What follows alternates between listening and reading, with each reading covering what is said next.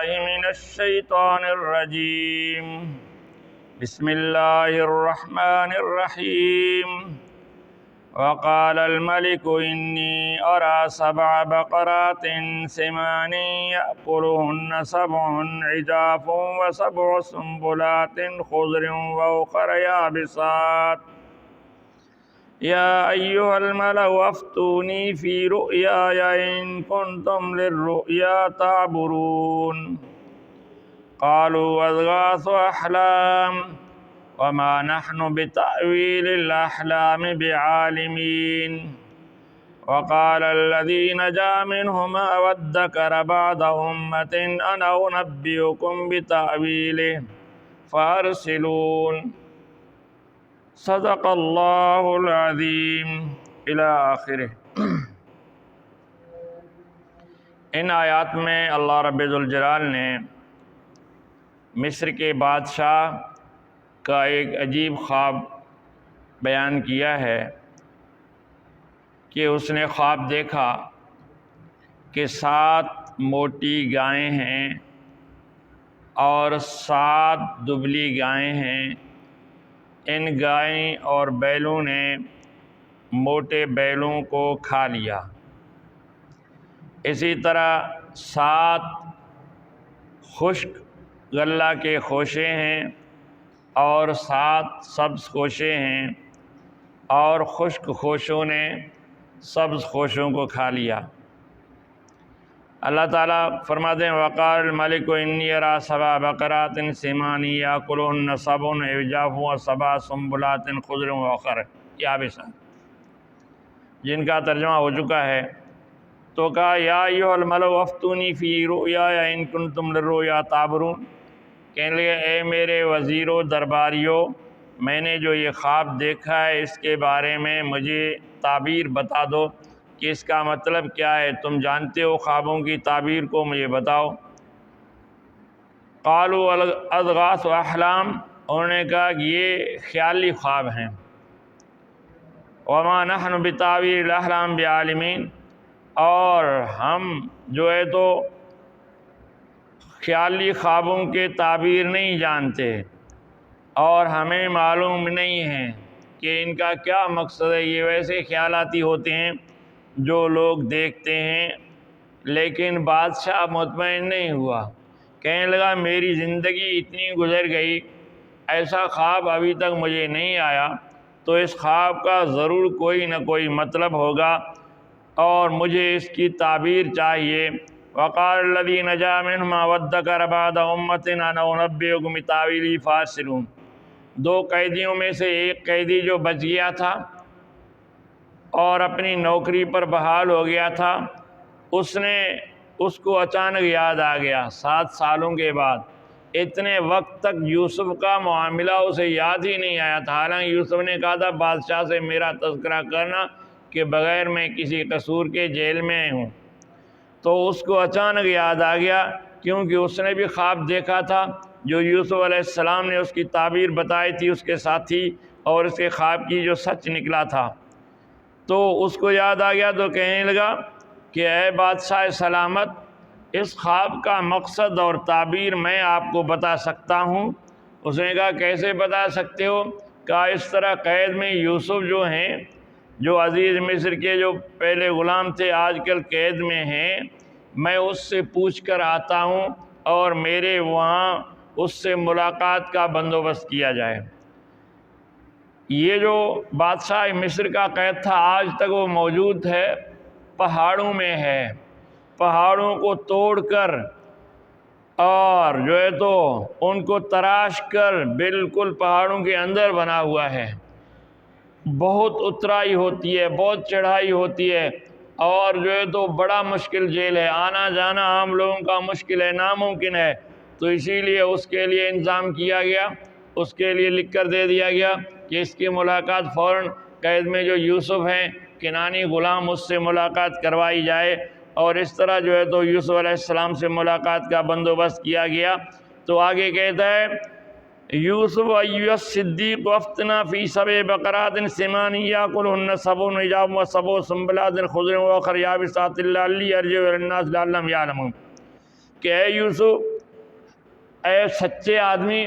جو آپ نے سچ کہا تھا، خواب دیکھا تھا میرا صحیح بالکل صحیح ہو گیا، تو مجھے بتا دے کہ 7 موٹی گائیں ہیں اور 7 جو ہے تو دبلی گائیں ہیں، ان دبلی گایوں نے موٹی گایوں کو کھا لیا ہے، اور اس طرح 7 ہرے سرسبز خوشے ہیں غلہ کے، اور 7 سوکھے خوشے ہیں، اور جو ہے تو سبز خوشوں نے سوکھے خوشوں نے سبز خوشوں کو بھی لپٹ کر خشک کر دیا۔ لالی ارجع الی الناس لعلہم یعلمون، مجھے خواب بتا دے تاکہ میں لوگوں کو جا کر اس کا مطلب بیان کروں، اور پھر آپ کے بارے میں وہ جان لیں کہ آپ یہ چیزیں جانتے ہیں، اور اپنے خواب کے بارے میں جان لیں۔ تو حضرت یوسف علیہ السلام نے کہا قال تزرعون 7 سنین دابا، کہنے لگے کہ 7 سال تم ڈٹ کے جم کے اور جو ہے تو جی بھر کے فصلیں اگاؤ گے، آبادی ہوگی، اور جو ہے تو تم کھیتی کرو گے، یعنی بہت آبادی ہوگی، برساتیں ہوں گی، اور جو ہے تو تم بہت سی فصلیں جو چاہو گے وہ جو ہے تو اگاؤ گے اور کاٹو گے، اور جو ہے تو فما حصدتم فذروا فی سنبلہ الا قلیلا مما تاکلون، پھر ایسا کرو کہ جو کھانے کے لیے ہیں ان کو تو دانے نکالتے جاؤ، باقیوں کو خوشے میں چھوڑ دو۔ کیوں؟ غلے کو اگر خوشے میں چھوڑا جائے، چاہے کتنے سال رکھا جائے، اسے کیڑا وغیرہ نہیں لگتا، وہ خراب نہیں ہوتا۔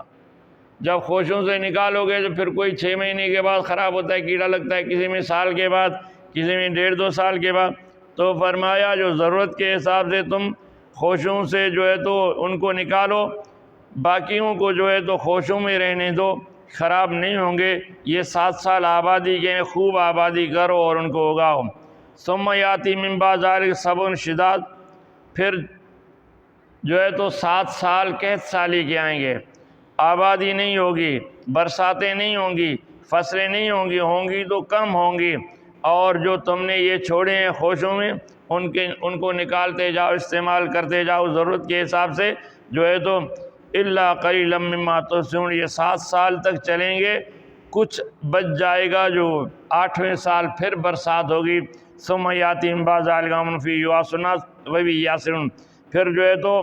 اس کے بعد پھر جو ہے تو ڈٹ کے آبادی ہوگی، خوشحالی آئے گی 8ویں سال میں، پھر جو ہے تو اس وقت تم انگوریں کاشت کرو گے، دوسرے پھل وغیرہ کاشت کرو گے، ان کا شیرہ بناؤ گے، نبیذ بناؤ گے، اور ان سے شرابیں بناؤ گے، جو ہے تو پھر بیج جتنا بھی بچ جائے گا 7 سال کے بعد، پھر 8ویں سال پھر آبادی ہوگی۔ اب جو ہے تو اس نے آ کے بادشاہ کو بتا دیا، تو بادشاہ نے کہا اے وزیرو، دیکھو میں کہتا نہیں تھا کہ اس کا کوئی مطلب ہے، دیکھو اب اس کا مطلب نکل آیا ہے۔ اب جو ہے تو کہا کہ وقال الملک اوتونی بہ، بادشاہ نے کہا پھر اس کو تو میرے پاس لے آؤ، یہ تو قیمتی بندہ ہے، یہ دیکھو اس نے خواب کی تعبیر بھی بتا دی، اور جو ہے تو اس سے نکلنے کا طریقہ اور منصوبہ بھی ہمیں بتایا، ایسا آدمی کیوں جیل میں پڑا ہوا ہے، میرے پاس لے آؤ اس کو۔ تو یہ پھر کہہ دی گیا احکامات رہائی کے لے کر گیا کہ اس کو چھوڑ دو، یہ آ جائے۔ اب اس کو جیل میں کس نے ڈلوایا تھا؟ عزیز مصر نے، جو وزیر اعظم تھا۔ اب نکال کون رہا ہے؟ صدر جو بادشاہ ہے وہی نکال رہا ہے اس کو۔ فلما جاءه الرسول قال ارجع الى ربك فاسأله ما بال النسوة التي قطعن أيديهن، تو جب اس کے پاس آ گیا قاصد، کہنے لگا کہ اے یوسف مبارک ہو آپ کی رہائی کا، یہ میں پیغام لایا ہوں، نکلو میرے ساتھ چلو۔ تو یوسف علیہ السلام نے کہا کہ نہیں، میں نہیں آتا۔ فاسألوا ما بال النسوة اللاتي قطعن أيديهن، جا کر پوچھ لو عورتوں سے جنہوں نے مجھے دیکھ کر انگلیاں کاٹی تھیں، وہاں جو گفتگو ہوئی تھی، مجھ پر جو الزام لگا ہے، ویسے صفائی تو ہو گئی ہے، لیکن دوبارہ جو ہے تو مجھے جیل میں ڈالا گیا ہے، شاید کوئی سمجھے کہ میں نے دوبارہ کوئی غلطی اور حرکت کی ہے، ایک دفعہ صفائی ہو گئی پھر مجھے جیل میں ڈالا گیا۔ یاد ہے نا بچے نے گواہی دی تھی، اور یوسف علیہ السلام کے عزیز مصر کے کسی بڑے نے فیصلہ کیا کہ بھئی قصور زلیخا کا ہے، یوسف کا نہیں ہے۔ تو اب جو ہے تحقیق کرو، اگر میں بے قصور ہوں تو میں آؤں گا، ورنہ پھر میں جیل میں رہوں گا۔ ان ربی بکیدہن عظیم، ان ربی بکیدہن علیم، بے شک میرا رب جو ہے تو عورتوں کے مکر کو اور فریب کو جانتا ہے۔ اب جو ہے تو یہ ہو گیا۔ اب دوبارہ بادشاہ کے پاس وَكُنَّ إِذْ رَاوَدتُّنَّ يُوسُفَ عَن نَفْسِهِ، اور اس نے کہا کہ یوسف کا کیا معاملہ ہے، جب جو ہے تو تم نے یوسف کو بہلانا چاہا، بہکانا چاہا، تو پھر عورتوں نے گواہی دی، قُلْنَا حَاشَ لِلَّهِ مَا عَلِمْنَا عَلَيْهِ مِنْ سُوءٍ، انہوں نے کہا اللہ کی قسم ہم نے یوسف میں کوئی برائی نہیں دیکھی، یہ ساری برائی عزیز مصر کی بیوی کی ہے، وہ بالکل بے قصور ہے اور اس کی کوئی غلطی نہیں ہے۔ قالت امرأۃ العزیز العان،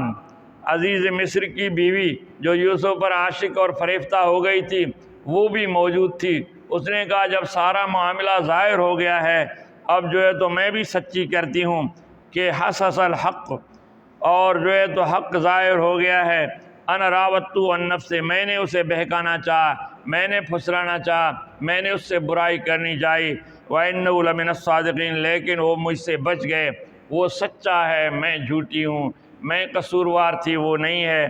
اور جو ہے تو پھر جب یوسف علیہ السلام کے پاس تحقیق کے بعد گئے کہ بھئی ان عورتوں نے بھی تصدیق کر لی کہ آپ کی کوئی غلطی نہیں ہے، اب جو ہے تو بالکل تو صاف ستھرا ہے، واپس آ جا۔ تو یوسف علیہ السلام نے کہا ذَلِكَ لِيَعْلَمَ أَنِّي لَمْ أَخُنْهُ بِالْغَيْبِ وَأَنَّ اللَّهَ لَا يَهْدِي كَيْدَ الْخَائِنِينَ، یہ اسی لیے میں نے تحقیق کی ہے تاکہ لوگ جان لیں کہ میں نے پیٹھ پیچھے اپنے آقا کے گھر کی خیانت نہیں کی ہے، اس کے عزت پر میں نے ہاتھ نہیں ڈالا ہے، اور جو خیانت کرتے ہیں اللہ تعالیٰ ان کی مدد نہیں کرتا اور ان کو ہدایت نہیں کرتا، تو اسی لیے یہ جو ہے تو اللہ تعالیٰ نے مجھے صاف ستھرا کیا۔ تب جو ہے تو عزت سے یوسف علیہ السلام کی رہائی ہو گئی۔ نبی اکرم صلی اللہ علیہ وسلم نے یہ آیات سنا کر لوگوں کو کہا یوسف علیہ السلام کمال کے آدمی تھے، 7 سال جیل میں رہے، پھر جب رہائی کا آرڈر آیا پھر بھی تحقیق کے لیے کہا، بادشاہوں کے مزاج کا پتہ ہی نہیں چلتا کب کیا ہو جائے کیا نہ ہو جائے، اگر میرے پاس ایسا کوئی پیغام آتا تو میں فوراً چل پڑتا اور نکلتا، لیکن یوسف علیہ السلام نے صبر کیا اور جو ہے تو اس نے تحقیقات کے بعد رہا ہونا مناسب سمجھا۔ اللہ تعالی ہمیں سمجھنے اور عمل کرنے کی توفیق